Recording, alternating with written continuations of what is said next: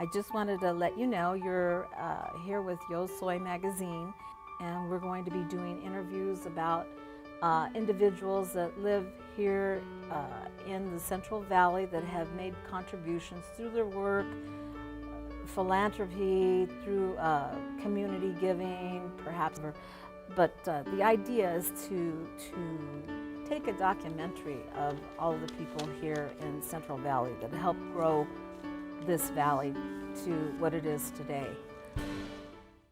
I'd like to introduce you to Lisa Casarez. Hi, thank you for having me here. Yeah. Can you let us know what company or who do you represent? I'm the founder and of Angels of Grace Foster Family Agency, and we're an agency that's a nonprofit here in Fresno. I developed the agency in 2000. Okay. Well, let me ask you a question. Have you always been here in Fresno? Were you born and raised? I was born in Fresno, and yeah, I've been here my whole life. Yeah, I'm 54 years old, so quite a long time. Right. Okay, Yeah. so you watched the city grow and Seen a lot of changes. It's been a good experience. Fresno's really doing some great things. I mean, it's kind of exciting to see all of the things happening in downtown Fresno as well in North Fresno. I mean, it's just really an amazing place to live. So now let me ask you a question. Did you attend Fresno State? I did. I actually went to City College, started my college career there, and then went on to Fresno State and received a bachelor's in social work, and then I received my master's in social work as well from Fresno State. Okay. Let me ask you a personal question now. When you were growing up, your family, your mom and dad, where did they work? Well, my mother, actually, my father was a field worker. We lived in Del Rey, so they migrated from Texas and lived in Del Rey. We lived in a little farmhouse with 5 other relatives. So that was kind of the way it worked. You know, people came in from Texas and were trying to find a way to support their families. So we were those people, and my mother had me here in Fresno. So when I was born, they had already migrated to Fresno. So they started off as working in the fields, and then my father later on got a job working for Sun-Made Raisins. He was a forklift driver. Oh, how wonderful. Yeah. That changed your life right there. Yeah, and then my mother decided she wanted to work, so she went and she was a teacher's aide, and then she ended up becoming a preschool teacher at Cal Elementary School. So. Oh, wonderful. Yeah. So how many brothers and sisters do you have? I have one sister. Oh, Yeah. okay. And she also has a foundation or something, or? No, she's home. She's a stay-at-home mom. Oh, okay. Yeah, Great. yeah. And your children? You have children? I have 3 children. Yeah, and I have 10 grandchildren.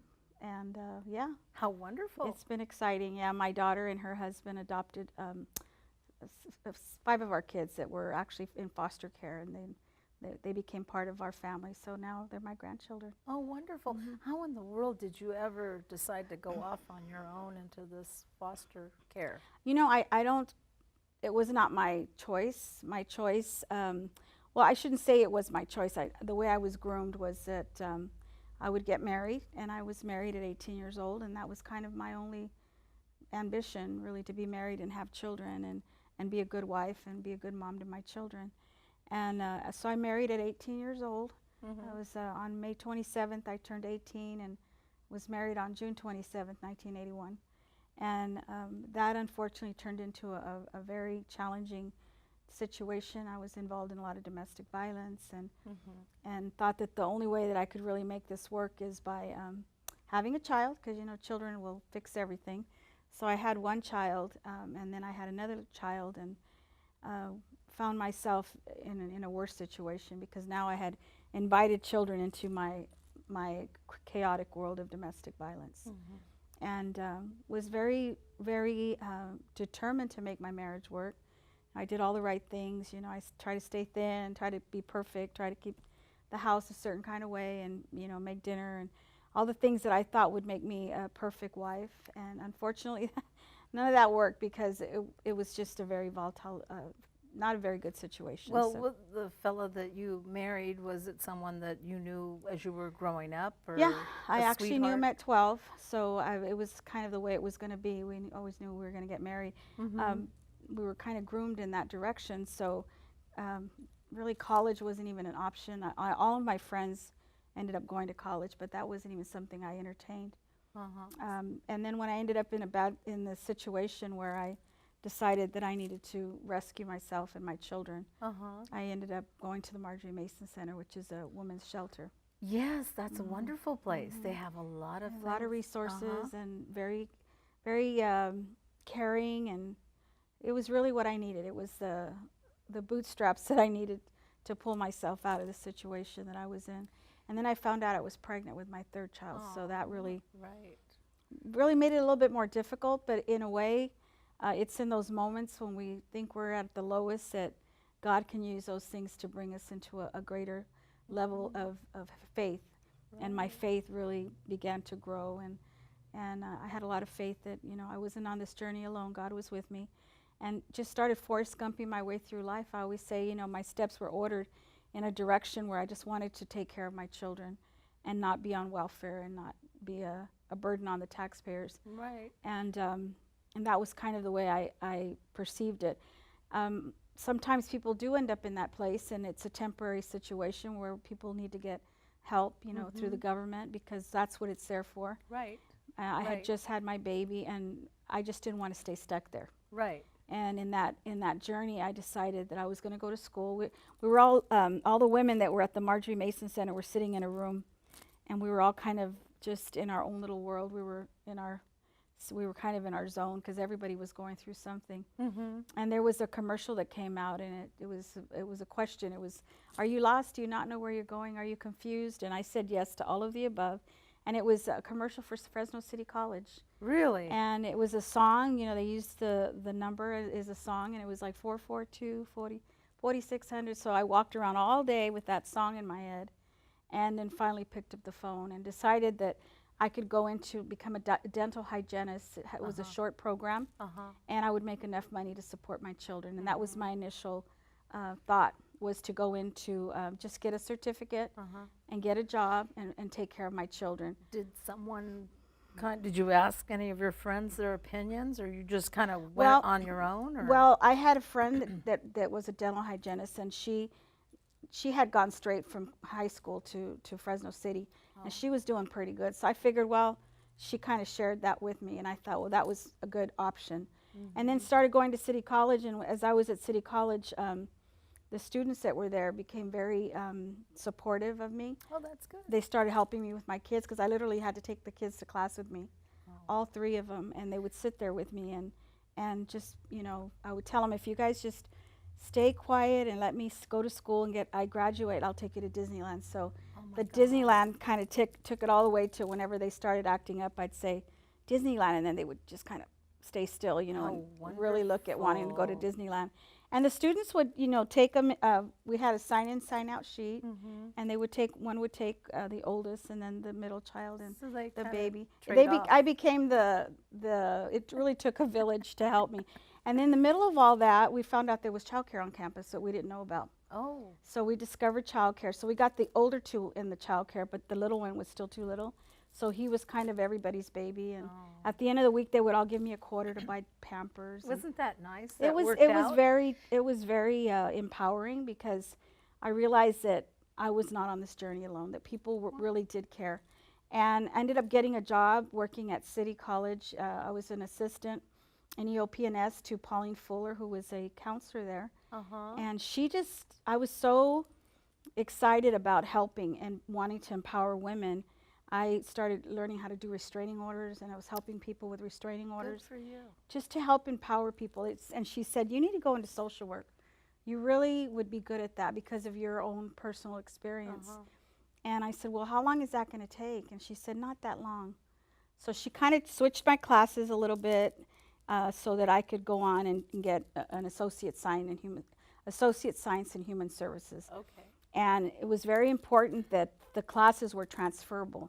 A lot of the classes that I had been taking were not transferable, so she made that switch, which was kind of interesting because I didn't even have to go out of the class. They just changed it in the schedule.